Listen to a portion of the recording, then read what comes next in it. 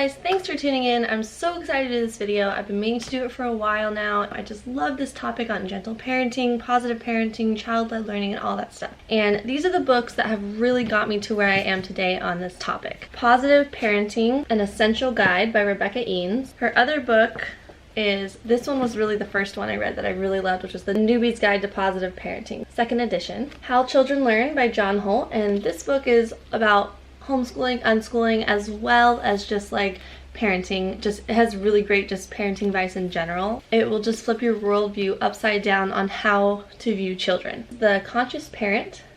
I know I've talked about these books before in like other videos, but I have to mention these books in this video because this is exactly what this topic is about, and this is how I got to where I am today and why I'm passionate about the subject. Highly recommend these books. So I am no expert, and it is a huge learning journey for me every day. I am constantly humbled by my imperfections, but I'm excited to share with you what I've learned so far and what tips have really helped me in creating a peaceful and loving family dynamic. So I posted on Instagram in a post asking people to put their questions down below, what topics they'd like me to discuss in regards to parenting and how I handle things and what I've learned so far, that type of thing. And I'm gonna get to that, but before I do, I want to give you these like lead points on what I have found so helpful, the most helpful tips and encouragement, which have really helped me to parent positively while still getting my point across and being able to discipline with love. So first I want to read this quote to you that is kind of like the motto to my parenting. If I had to make a general rule for living and working with children, it might be this: be weary of saying or doing anything to a child that you would not do to another adult whose good opinion and affection you valued. So like really let that sink in, you know, like so much parenting advice, if it doesn't feel right in your instincts, take a step back and think, would I want this done to myself, or would I do this to another person whose good opinion and affection I valued? And if you wouldn't, maybe it's not the right way to go about things. Children are people now. They don't become people when they're older. They're people now, and they have those feelings of wanting to be protected, cared for, treated kindly in the same way that we do as adults. After this like quote of like a model for like what has helped me in my parenting, these are like some tips in regards to before we get into like the details. 1, take care of yourself. You must first take care of yourself so that you can best take care of your children. How can you take good care of your children if you can't even take care of yourself? If you feel like a hot mess, if you feel like, and you know, those times are gonna come. I'm not saying you're just always gonna be amazing, us amazing moms feeling perfect all the time. Obviously it's not that. But if you have a focus to take care of yourself first, it will help you to better take care of your children. Things like getting to bed early. If you have a young one who wakes up in the middle of the night many times a night, don't allow yourself to stay up so late, you know, because you know your baby's going to be waking you up a couple times throughout the night. So get to bed early. If your baby goes to bed at 8, I try to go to bed at 10. 10 really helps me to feel my best. Even with Sandy, he wakes up at 4 a.m. Like he sleeps until pretty much till 8 p.m. to 4 a.m. and then he comes into bed to nurse. But up until like a year and a half, he was waking up 3 to 4 times a night, and it's exhausting. I'm totally there with you moms. But if I let myself stay up late, then I'm gonna feel way worse, as opposed to if I just make sure I go to bed by 10, then I definitely feel so much better, even with a child waking me up a couple of times a night. Another thing is to eat healthy, because the healthier I eat, the better I feel, and the more loving I am to others, to my husband, to my friends, to my kids. If I feel like crap, I kind of act like crap. Are you with me? Anybody else? I mean, I know a few people who feel like crap all the time and they still are able to be like really nice, loving people, but most people, I think if you feel like crap, it's really hard to not act like crap. The better you are on the inside, the better you will be to your children. If you take care of your needs, both physically and emotionally, you are much less likely to lose control and let off steam on your children and yell at your children. You know, you're able to maintain control while still following through to help your children grow and become accomplished adults as they get older. The happier you are, the more joyful you'll be to your children. So if you are feeling like trapped as a mom, you know, a lot of times it's super easy if you're just like at the house with your kids all day, going through the things that might feel mundane to you, the routine, the changing the diapers, the constant cleaning up of messes and that type of thing. Like, take some time for yourself and find a way to unload your children off to your partner so that you can take time for yourself. And if you're a single parent, like, major mad props to you. I honestly sometimes have thought about like what I would do if I was a single parent, and I think I would lose my mind. So anyone who is a single parent, I am so proud of you and amazed by you. And if you have anybody who can help you, help support you to watch your children so that you can have time for yourself once a week, get a couple hours to like walk down to the beach and read a book, or just go to anywhere that makes you feel happy and comfortable and at peace. That would be amazing. Okay, the next thing is to be the example. Children, especially in the younger years, are like mirrors for us. They reflect back what they see. So often I have found that when my child, or especially like my older child, when he is acting in a way that is not appropriate, or I want to help teach him how to act in a way that is more respectful, more kind, more loving, instead of looking at him going, why is he doing that? What's wrong with him? He needs to learn to do better. Instead of pointing the finger at him, look back on yourself. Are you doing anything to promote that behavior? Are you doing anything that models that behavior for him to act in a certain way when he's angry, when he's upset? I want to read you this quote by Rebecca Eanes. The quote like really helps to get across because sometimes I just don't have the words for it. So here's this quote. So often, children are punished for being human. Children are not allowed to have grumpy moods, bad days, disrespectful tones, or bad attitudes. Yet we adults have them all the time. We think if we don't nip it in the bud, it will escalate and we'll lose control. Let go of that unfounded fear and give your child permission to be human. We all have days like that. None of us are perfect, and we must stop holding our children to a higher standard of perfection than we can attain ourselves. All of the punishments you could throw at them will not stamp out their humanity, for to err is human, and we all do it sometimes. This is like, oh my gosh, when I read that I was like, wow, that is so true. I'll give you an example. When my child is upset, if he screams and he yells and he pushes a chair, slams the door, whatever, if he does something like that, instead of me thinking, oh, I have to contain my child, I have to control him, I have to punish him so that he doesn't do that next time. Instead, look within. I looked within and I realized that I too sometimes get angry. One time I was sitting at dinner with my husband. We had just sat out to dinner and he had said some kind of remark that really got to me. And it was so stupid. It was such a little thing, but it really got to me. And I expressed my frustrations about it and he didn't respond very well to it. So it escalated. I got angry. I yelled, and we're sitting at the dinner table. I yelled. I pushed the chair. I got up, I pushed the chair, and I went to my room and I slammed the door. What was I teaching my child there? I was teaching him that when you're mad, you should push a chair, you should slam a door, and you should yell. Do you never get mad? Do you never yell when you're angry? And if you don't, then that's amazing. Good for you. And like, I honestly can tell you that by me realizing this, that my children are reflections of me and my husband, I have become a better person because of it. And I have to learn from my mistakes if I want my child to learn from his mistakes. We shouldn't punish our children for being human. What we do need to do is model the best behavior that we can, so that when we're angry, as much as we can, practice. Inspire yourself through the books. The books really inspire me, so that whenever I am angry or have an emotion where I want to lash out, it reminds me to stay calm, collected, say my feelings calmly. Because that's really what I want my children to do. I don't want them to feel like they can never feel upset, they can't feel angry, they're not allowed to feel mad. Of course they are, that's life. But it's how we react, it's how we act in those emotions that matters. Have any of you guys seen Daniel Tiger, the show Daniel Tiger? It's a really good kid show, cartoon for kids learning how to handle their emotions and what they should do when they're angry or when they're sad and when they're scared. So it's a really good show. Check that out for like young kids. It's really for like 3 to 5 year olds, I think. So now when Elvis is upset, instead of him getting mad and screaming, he still has those days. I mean, we're human. This is exactly what it is. We're human, and I don't punish him for those days. Instead, what I do is I get down on his level, hold him, hug him, and tell him I love him. For instance, like if Sandy grabbed a toy out of Elvis's hand and Elvis said, I'm so mad, and like yanked Elvis' hand and pushed Sandy. What I do is I'll come up to him, hold him like firmly and lovingly. Elvis, I love you. I will not let you hurt your brother. That is against the rules. You are not allowed to hurt people. I will not let you hurt him. Let me help you figure out how to handle these emotions. When you're mad, it's okay to be mad. Instead, take a deep breath, count to 3, 1, 2, 3, and say, that makes me feel frustrated. And that alone can help a child just by voicing what he's feeling. Sometimes you can just help them figure out what they're feeling, and that helps them to calm down. And that's not always the case, and it will take time. It's not like an overnight thing, but over time they will see your consistency in staying calm, because what children need the most, when they're frustrated, when they're angry, when they're doing something wrong, they don't need you to heighten and come to their level and get angry with them. What they need is for you to stay calm and facilitate what needs to be done so that he learns from how to act in the future. Some children do better if they do get some alone time, if they want to be alone, if they want some space. And some really good advice that I've read on like blogs and stuff is like when your children is angry, you can like set up a pretty like a nice cool corner for them, that some place that they would like, not like an isolated prison, but something to where if they want to go, it helps them to calm down. You can get like stress balls for them and pillows and books, so that way when they're frustrated, you can say, if you're feeling frustrated, you can go into that corner and help yourself calm down.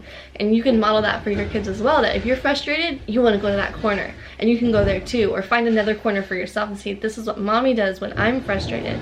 I sit down, take a few deep breaths before I move forward and reply, and that helps so much. So that was a really long tangent, but yeah, so being the example I think is like the hugest thing. However we want our children to act, we should act that way ourselves. The next one is quality time. Show them love in the way they need love the most. And I know I've talked about the book The 5 Love Languages before. There's also a book for the 5 love languages for children. This book is really good and talks about all different ways that we show love to children, that children need to feel loved. And the more loved they feel, the more trusted they feel, then the more they will trust and listen to you and show you love as well, and show others love.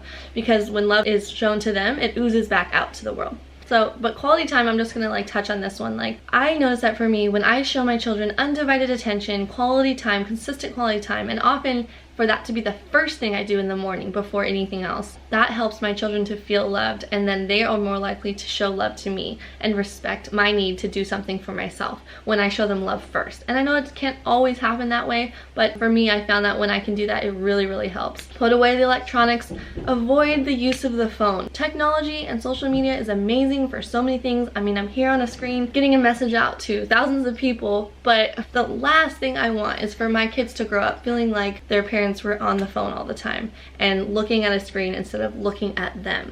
And it's so easy to do. I mean, let me know in the comments below if you feel like it's really easy to do, because it's super easy to just get connected to the phone, especially if you use like your phone or computer as a job, which is what I do. We have like a once a week thing where we do no technology. We do no electronics, no phone, computer, TV, nothing. Once a week we do that, and that is so fun and so cool. And I know that there's a lot of families that don't ever, like those like really awesome off-the-grid families that don't ever use technology, and I think that is amazing. But I do love social media and technology for so many reasons, but I'm not gonna get into that. But yeah, quality, consistent time where your face is not in the phone and not on a screen, not on a computer. And I know that a lot of kids find, like, if you watch a I feel that like for Elvis, he finds it quality time if I watch a movie with him, if I'm legitimately watching a movie with him. That is quality time, not just we're sitting there and I'm doing something else, but I'm actually enjoying, laughing, and watching a movie with him. I consider that different. But yeah, I try to put my phone away so that all day they see my face, smiling at them, looking at them, giving them attention. And of course there's other things to do around the house, like cleaning and dishwashing and that type of thing, but there's something about when their parents are on a phone, I think it really does make kids feel like they're not valuable, and it makes, like, if it's like all the time, it's easy, it's basically showing like this is more important than your child. And I remember growing up, before smartphones were invented, but the BlackBerry came out. And I love my dad so much, but my dad got the BlackBerry and he was on his BlackBerry all the time. At dinner, he would leave dinner early to go upstairs to be on his BlackBerry or to watch a movie. He is and was very addicted to his technology, and I love him so much, and he knows this, so this is not like a secret or anything. But yeah, growing up, I felt that like the phone mattered more to him than me. We would be at dinner talking, me and my mom and my sister, and he would be looking at his phone. And so we definitely don't look at the phone at dinner, any type of meals together. And even just like if your children is walking in the room, like, and they're talking to you, don't like, put the phone down, away, look them in the eye and talk to them. And I know that, like, I'm sure you guys do this because it's such an obvious one. I'm not trying to tell you that like you're not doing it and you should, but this is just like a reminder, you know? Like, even for like breastfeeding, I find it really helpful to put the phone away so I can just connect with my child and look at my child while I'm breastfeeding. And I'm not saying I'm perfect, I'm definitely not, but this reminder is so good to like help inspire each other, because the more that we put it away in regards to like quality time with our children, the better. We communicate worthiness to our children through our full-on engaged presence. Our children, young or old, deserve to feel we delight in them, simply because they exist. They need to know that they don't have to do anything to deserve our fixed attention, and that simply by being born, they have deserved the right to be cherished and delighted in. We must raise this next generation of children to be immersed in so much love that love oozes back out of them into the world. I mean, that is seriously what we need. So much of what we need for this world. Look them in the eye, treat them the way you want to be treated. And the last main thing is to remind yourself that children can teach you just as much as you teach them. So it's not an authoritative thing, it's a symbiotic relationship. And we are here to guide them and help teach them how to grow and develop into loving, mature adults. Alright, now I'm going to get into the questions, and I'm sure I kind of touched on a lot of the topics that people mentioned, but I'm still just going to look at some questions and try to answer it a little bit more in detail. So someone said, how do you keep your energy at a healthy level, enough to show your kids that you care? Did you change anything from the way your parents parented you? The way I keep myself at a healthy level to parent positively and have enough energy is by eating healthily, by getting enough sleep, by getting sunshine, and having healthy relationships. Drinking enough water, living a low stress lifestyle, trying to avoid things that cause me stress. And I know that's not avoidable for everything, but when I'm not stressed, when I get enough sleep, and when I eat healthy and get sunshine, I'm a very happy person. I can be a good mom because I feel fulfilled and happy myself. So yeah, that kind of talks with the first thing I said, is to first take care of yourself so that you can best take care of your children. Did you change anything from the way your parents parented you? Actually, I think my parents were pretty awesome. There's a few things that I really want to highlight in my parenting that they did. Some things that they did that I definitely want to do. Something my parents really did is they trusted me. I really think that is one of the main reasons why me and my sister never really had a rebellion phase. We never really tried to sneak around and hide things from them, or just do things that they didn't want us to do, or do things that were considered rebellion. They always trusted us. They didn't give us a curfew. They would always, if we were going out with friends, they would say obviously my kids are too little for this, but for kids as they're older, they would say okay, you're going out, just be home in a reasonable hour. But it wasn't a huge deal if I was a little bit late. They would just ask, where were you? And the thing is, whenever I would admit that I did something wrong, they didn't freak out about it, and I didn't get punished for it. So I really think one of the reasons why people lie as they get older is because when they're younger, if they told the truth about something they did wrong, they were punished for telling the truth.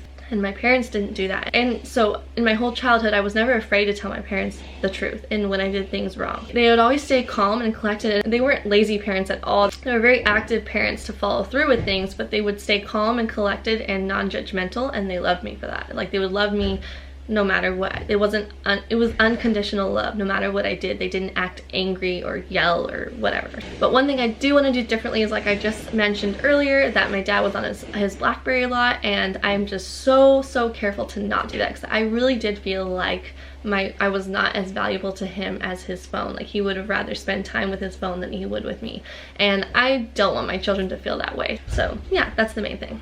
How can you help your child transition into being a big sister, and ways for them to cope with the new change of mom's new attention on the new baby? My second daughter is due in August, and my big girl will be 2.4 years old, and she's still breastfeeding, and I'll be trying out tandem nursing. That's so amazing. I'm so excited for you. I think the number one thing that helped my son Elvis transition to a new baby was the fact that he got to see his younger brother be born. My midwife had mentioned something to me about how a lot of times children have a hard time transitioning because they don't get to see the baby being born. At a hospital, they don't let children in the room, at least in the States where I have lived. So the older kid has a babysitter while the parents go to the hospital and have the baby, and then they bring a baby home. And so especially younger kids 2.5 years old, they're not really going to understand how a baby was, you had a big round belly and then suddenly there's a baby, but they didn't see how that round belly became the baby. So it's hard for them to understand. It feels like you just came home with a new child, and it's where'd this kid come from? He's not part of our family. So not every kid struggles with this, but some do. So something that really helped, I think, was the fact that Elvis was there by my side at home, having a water birth. I was in the water, and he got to see Sandy be born. He was right there, and it was he got to experience that ecstatic emotion together, of all of us together, me, Dad, and Elvis being so excited for this new baby. And so it felt like he was a part of the family, because he was right there and got to feel it.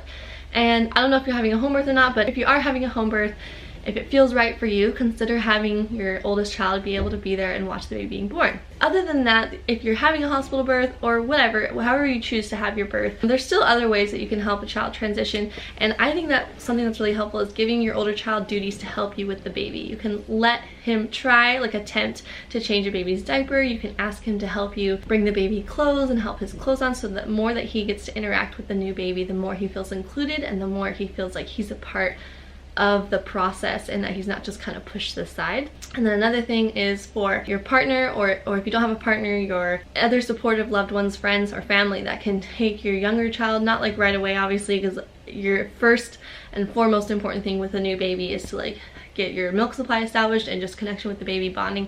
But as the baby gets a little bit older, you can even just have 15-20 minutes at a time a friend to take your younger one, even just in another room, so that you can have quality time with your oldest one. And when you get that quality alone time with your oldest one, he's gonna feel so loved, and it'll help with that transition immensely. Just to be able to have some alone times when the little one is napping, your newest baby, have that quality time with your older one, play the games he wants to play, give him undivided attention, and that will help him feel loved and connected. So yeah, that's my tip for that.